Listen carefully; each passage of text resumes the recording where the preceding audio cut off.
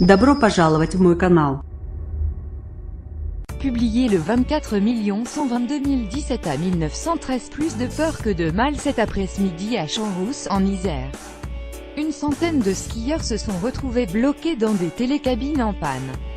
L'opération de secours s'est parfaitement déroulée. Pendant 2 heures, les vacanciers étaient suspendus dans le vide en raison d'une panne sans gravité dans la station. Les secours sont intervenus rapidement, sans aucun souci majeur. Plusieurs hélicoptères avaient été mobilisés.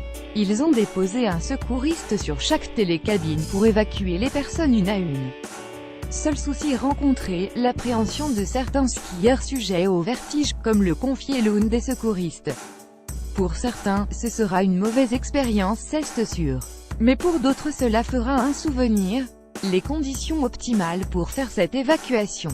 Le téléphérique sera opérationnel demain matin 25 décembre NDLR. Les pensionnaires de la station auront finalement pu réveillonner sans problème. Ils ont même eu droit à un feu d'artifice.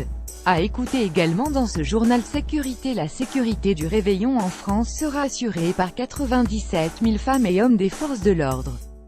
C'est un peu plus que l'an dernier et un peu moins qu'il y a 2 ans dans le contexte post-13 novembre, explique Frédéric de la Nouvelle.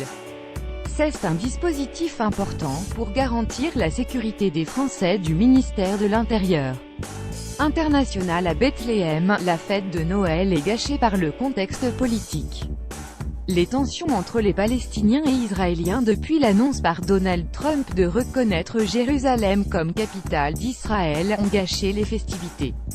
International en Irak, pour la première fois depuis 4 ans, une messe chrétienne sera célébrée à Mossoul dans l'église Saint-Paul, libérée cette année du groupe État islamique.